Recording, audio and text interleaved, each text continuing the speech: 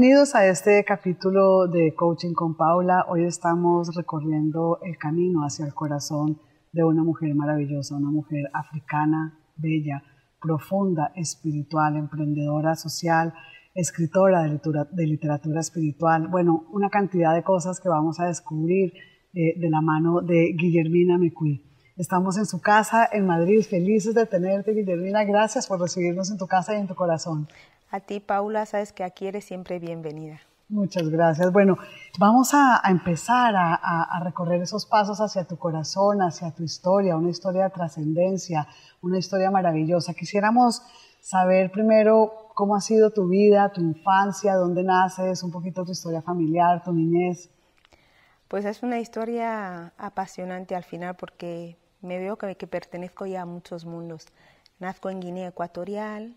A los 5 años me traslado porque mi padre es diplomático, nos trasladamos a vivir aquí en Madrid, venimos toda la familia con mis hermanas y la verdad que llegas aquí en un momento muy especial porque enseguida te sientes en conexión, empiezas en la guardería, vas creciendo y sobre todo vas notando que hay cosas que tienes que aportar, ¿no? Porque desde niña estás en conexión con las compañeras, ya escribes para ellas, porque empecé casi a hacer muchas cosas muy temprano, ¿no? Pero muy espirituales, escribía para mis amigas, ya les hacía guiones y todo. Entonces voy creciendo de una manera, yo creo que siempre muy sentimental, ¿no? Como que tienes que compartir. También tengo que reconocer que mi madre es una mujer muy religiosa, mi padre era muy religioso. Entonces nos inculcaron muchos valores de solidaridad con los demás, ¿no? Mucha forma de una vida humilde en el sentido de que la grandeza final de las personas se hacía con la humildad. También tengo que reconocer que tuve un padre, una persona de mucha trascendencia de trabajo, pero un hombre muy humilde, muy espiritual, y eso te marca la vida, porque te hace incluso una vida donde vas adquiriendo conocimientos, pero siempre sabes que hay una conexión que va más allá, que al final es lo que queda de las personas, es el espíritu ese que queda y es el alma, ¿no? Luego pues entro en el colegio como cualquier otra persona y fíjate que cuando termino la selectividad me siento que qué aburrimiento, no tengo nada que hacer este verano, y me metí en una habitación y escribo mi primera novela porque me aburría bastante, pero era una novela donde cuando el mundo te cambia, cuando empiezas a tener reflexiones que dices, cuando nos educan de una manera, pero luego la vida no tiene nada que ver una cosa con otra. Yo tenía siempre como que cuestionaba lo que es el tema de la vida, la muerte, la espiritualidad y sobre todo la conexión de ver cómo la inocencia de cualquier persona y sobre todo de la juventud se va. Porque te crían y te dicen, los padres se casan toda la vida, pero luego mucha gente de mis amigas, sus padres se separaban. Entonces, todas esas cuestiones que empiezo a tener dudas, decidí hacer una historia, ¿sabes? Y es cuando creo la historia que tienes ahí entre tus manos, y sobre todo lo hice todo en un cuaderno. Luego decidí, digo, quiero que otra gente lo lea, pero lo que no te esperabas que de repente una editorial tuviera además una editorial tan importante y dijeran, vamos a publicar tu libro porque creemos que es una historia que puede llegar a otras personas, ¿no? Pero en esa historia quise desnudar el alma de la protagonista, hablar de la vida, de la maternidad, de la muerte, sobre todo del recorrido, del camino ese tan profundo que tenemos que hacer los seres humanos. Como bien dice ella, y empieza la novela como soy hija de la vida es mi madre. Soy una mujer de carne y huesos que siente el ansia desesperada de gritar a los demás, existo. Maldigo los corazones de la gente que están encerradas en sí mismas, incapaces de juzgar. Entonces, esta es mi historia que quiero hacer y compartir con vosotros. Entonces, mi protagonista empieza con eso y así es como vamos profundizando en momentos tan importantes del ser humano, sobre todo esa soledad que al margen de todo lo que es las comodidades que la gente puede tener, porque ella es una mujer de la aristocracia, pero lo que yo quería hablar era de la soledad interna que pasa a la gente, ¿no? Que yo creo que al final la soledad espiritual es la soledad más importante que se puede pasar. O sea, es la primera historia. Pero luego cuando sigues creciendo es eso que termina los estudios aquí en España, sigues estudiando, decides hacer un segundo libro que no tenemos aquí, pero era un libro de un matrimonio mixto, de un padre médico, una madre española, un padre guineano, que él sufre una transición de una esquizofrenia y entonces él se cree que es un enviado de Dios, incluso llega a vestirse de sacerdote dentro de casa porque él está mal, ¿no? Y ella, siendo una mujer blanca y española, ella vive el animismo de las religiones de brujería, de la parte africana, y ellos tienen 3 hijas y piensan que esas hijas, si se mantienen en un mundo de religión, ellos 2 entrarán en el reino de Dios. Entonces, lo que quería aquí era la liberación de las personas, la libertad, porque yo creo que en la vida se ha luchado mucho para que fuéramos libres, bastante que ya tenemos con saber que estamos de paso en este mundo, y era importante profundizar en que hay que luchar por esa libertad, ¿no? Que todo aquello que nos hace prisioneros tenemos que buscar la manera, y sobre todo si parte desde la educación familiar, romper con todo ello. Hicimos ese ejercicio de trabajo. Y luego puedo decir de la tercera novela que yo siempre he creído que el proyecto matrimonial tiene que ser de 2 personas. Yo, a través de la música, cuando llego a mi país, escuchaba a la gente cantando canciones de amor, sobre todo las mujeres que lamentaban el abandono después de toda la vida al lado de tu esposo, que luego te dejaba por una mujer mucho más joven, más guapa, más todo, rompiendo todos esos sacrificios de esos años que habíais estado juntos. Y decidí que quería saber lo que pasaba. ¿Sabes? Que me fui a vivir con esos matrimonios, ¿sabes? Y estuve viviendo en poligamia 6 meses. Wow. ¿Sabes? Porque quería saber. Y además conocí antes a la tercera mujer de la novela en Nueva York, porque ella estaba separada de su marido, y entre que nos hicimos amigas me dice, yo vivía en poligamia, digo, como una periodista de tu nivel, una mujer así, pudiste, dice, pues te voy a hablar de mi historia. Y ahí nace esta historia donde tienes que hacer una reflexión sobre los sentimientos compartidos. Increíble. Bueno, vamos a quedarnos, esto está muy interesante, nos cuesta parar la historia para irnos a un corte de comerciales, pero vamos a seguir entonces después de comerciales recorriendo estas historias increíbles, maravillosas de esta mujer que desde África, desde España nos trae tanta riqueza en la literatura espiritual. Vamos entonces a nuestros comerciales y ya regresamos.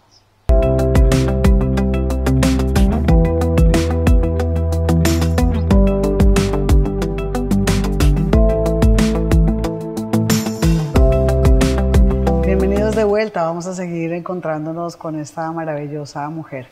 Bueno, nos estabas contando entonces sobre las novelas, sobre la experiencia.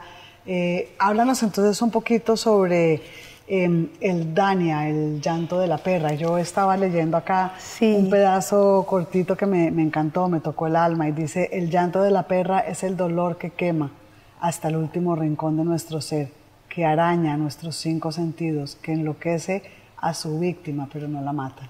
Sí. Qué profundo. Cuéntanos de qué se trata esta historia. Sí, esta historia se trata de la vida misma.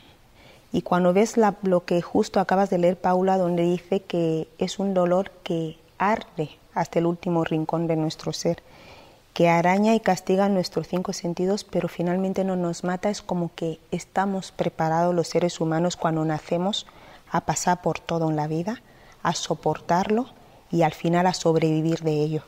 De hecho, es que cuando vemos que han pasado grandes tragedias, vemos cómo hay gente que con la fortaleza consiguen sobreponerse a ello. Entonces, es como que aun en el máximo dolor, aunque te arda como el fuego, pero al final los seres humanos somos tan fuertes que conseguimos salir de todo ello. Y el Dania, realmente, que es la protagonista de esa novela, es una mujer que así describe el dolor que ha tenido que pasar en todo su proceso, porque es una joven de una familia muy acomodada, pero tiene que pasar por una desestructuración familiar, y lo que quería hacer era el itinerario de la vida de cualquier persona. Entonces, desde la pérdida de la persona que más quería en un momento de su vida, lo que ella decide es decir: yo cuando tomo decisiones las cosas no me salen bien, lo que voy a hacer es anularme a mí misma como persona, voy a preferir convertirme en una mujer como si fuera un animal, como un perro, que necesita un dueño, y en cada etapa de mi vida buscaré un amo para no sentirme responsable de las decisiones que tomo, porque una de las decisiones que ella toma en un momento siendo niña, que cuando su hermana pequeña le llama para su cumpleaños, ella en ese momento estaba con su novio y no la hizo caso y la hermana muere de un infarto en ese momento. Entonces ella se siente tan responsable de la pérdida de su hermana pequeña que lo que a partir de ahora es, dice, me anulo a mí misma, yo ya no quiero volver a decidir que otros lo hagan por mí, no quiero volver a pensar que otros lo hagan por mí, me voy a convertir en un animal, una pequeña perrita que cuando chasqueas los dedos, como pone en la portada de los libros, que te dice que esperaba que alguien chasqueara los dedos para acudir. De hecho ella dice, yo no llevo bozal porque al final los perros vagabundos no lo llevan.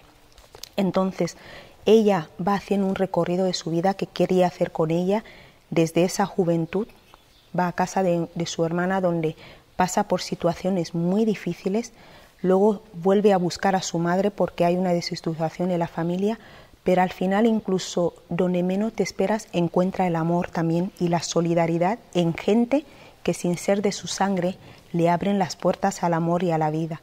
¿Qué queríamos decir también con esto? Es que en la vida al final nunca sabes dónde puedes encontrar esos sentimientos, ese amor, quién te puede abrir la puerta, pero tenemos que estar preparados para ello. Es como que hay que estar siempre preparado para escuchar en cualquier momento cuando la vida te habla.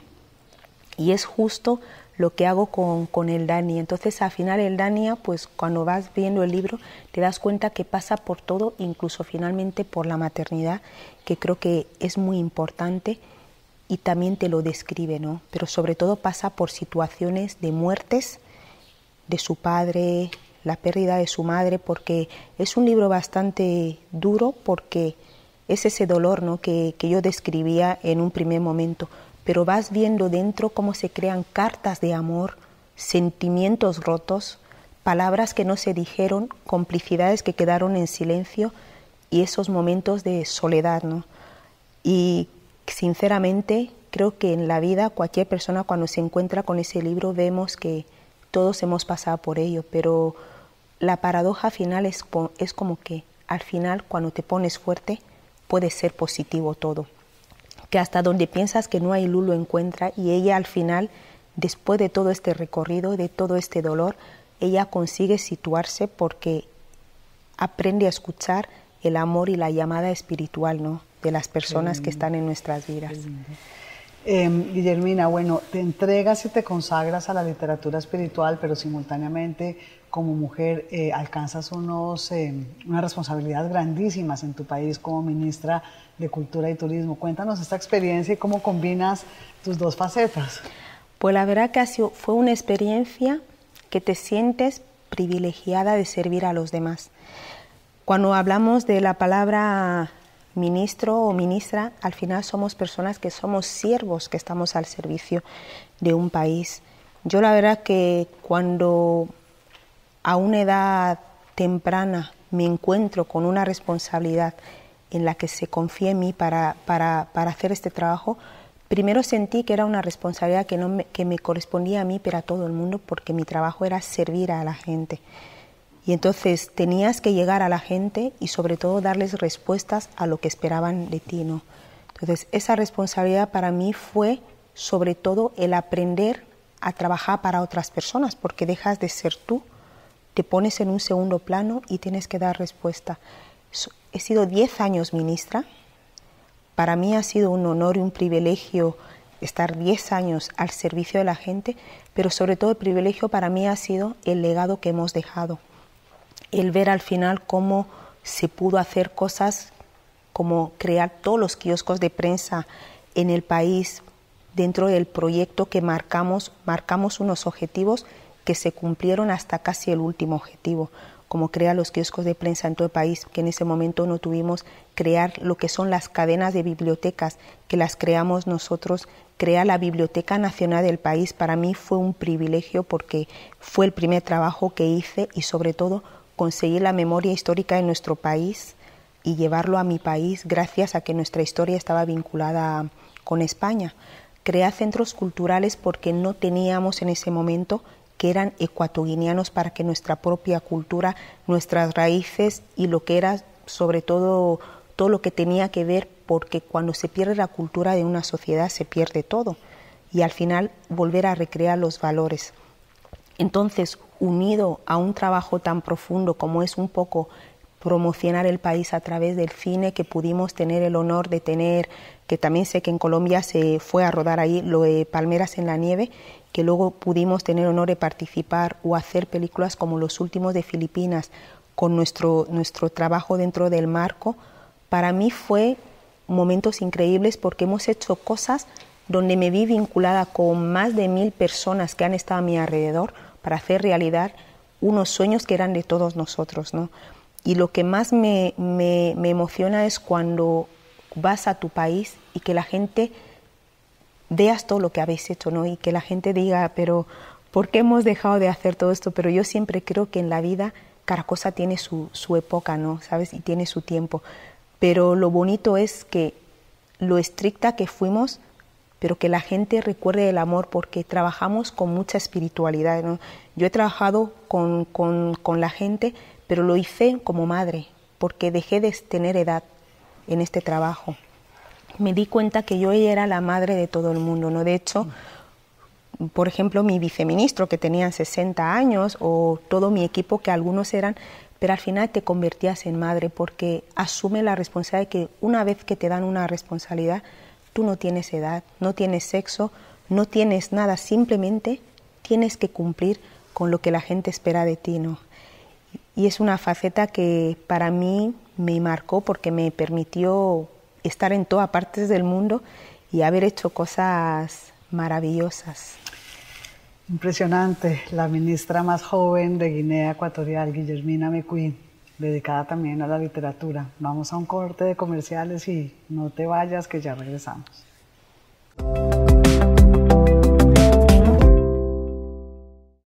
Bienvenidos de regreso con la vida de Guillermina.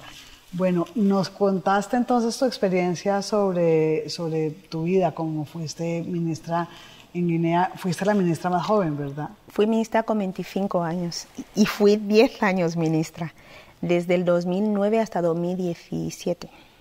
¿Escribías también en esa época? Sí, de hecho, la tercera novela mía, de 3 almas para un corazón, la escribí siendo ministra de Cultura y lo presentamos aquí en el Hotel Intercontinental. De hecho, vine de Guinea. Este libro lo escribí siendo ministra, porque cuando trabajas en la política se te hace más complicado, pero la verdad que pude volver a escribir aún trabajando, ¿no?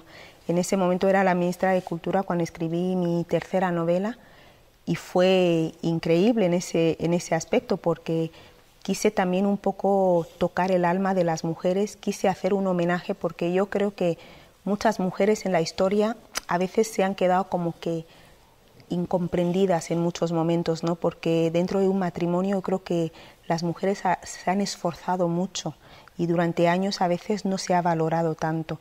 Y por eso mismo quise hacer esta historia, porque era un homenaje a mis hermanas africanas, a mis madres africanas, a mis amigas africanas y a las demás mujeres, ¿no?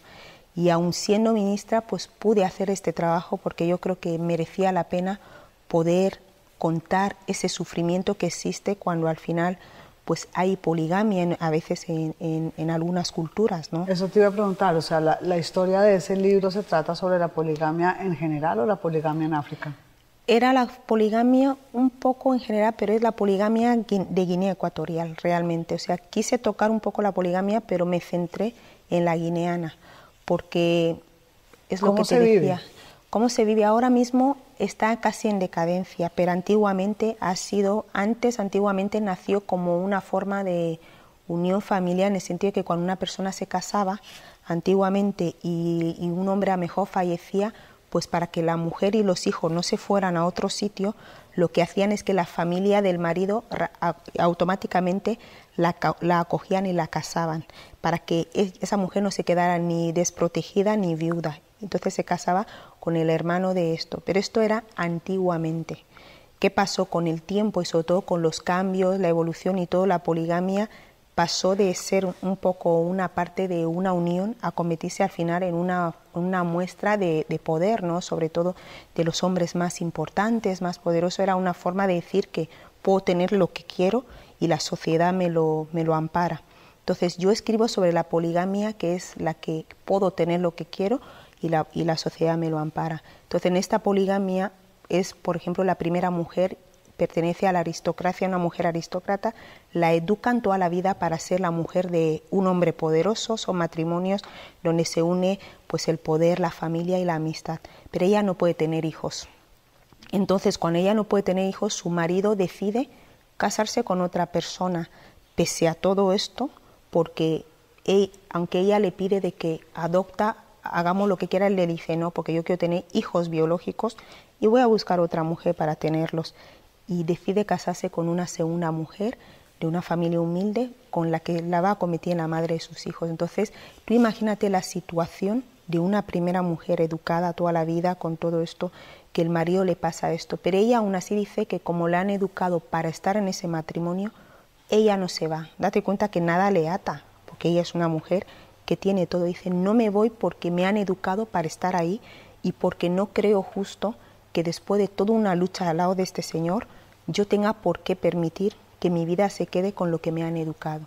Entonces, hice 4 historias porque son libros donde yo comparto con ellas, las entrevisto, incluso vivo con ellas durante 6 meses. ¿Son historias reales? Es una historia real. De hecho, esta historia ahora se va a llevar a una serie de televisión, ¿sabes? Entonces, es maravilloso en ese sentido porque la historia está conmocionando a mucha gente, sobre todo las posturas tan fuertes que adoptan las mujeres. La segunda mujer, que viene de una familia muy humilde, ella dice, mira, toda la vida de humildad, de pobreza, si un hombre de este nivel viene y me casa, encima tengo 5 hijos y venía teniendo 7 hermanos que mantener y alimentar, ¿quién soy yo para quejarme del privilegio que tengo al final de tener una persona que me saca de toda la pobreza que he vivido, que mis hermanos que vivíamos, porque además pierden alguna de sus hermanas, vivíamos en la máxima pobreza? Resulta que gracias a la generosidad de este señor, yo estoy aquí, pues aquí me quedo.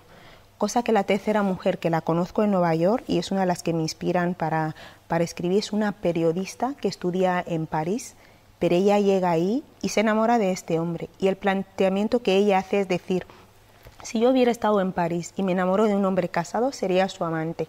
Si resulta que esta sociedad a mí me permite casarme con una persona que está casado, pero que yo también soy su mujer, ¿por qué no lo voy a hacer si estoy enamorada de esta persona? Entonces imagínate el planteamiento de esas 3 mujeres y de un hombre con una cultura increíble, de un poder social muy fuerte, poder escribir sobre los sentimientos de todos ellos, pues para mí fue, como lo describo en el libro, la tolerancia de intentar no dar mi opinión, sino simplemente escuchar a cada uno de ellos, porque no me tocaba a mí hablar, sino escuchar. Entonces, el aprender a escuchar a los demás, cada una de las historias, porque aquí son 4 historias, me hizo entender que al final la vida no es ni blanco y negro, al final la vida es otro equilibrio, que tenemos que ver más allá de lo que es la idea que yo tengo o de la cultura de los demás, ¿no? Pero entonces este personaje tenía relaciones, digamos, simultáneamente con las 3 mujeres, o sea, eran sus 3 esposas. Eran sus 3 esposas. Simultáneamente. Sí, las 3. Pero ¿cómo hacía? O sea, vamos a cortar un poco para irnos a comerciales y seguir con esta historia que está muy, muy interesante. Así que no te muevas del televisor, que ya regresamos.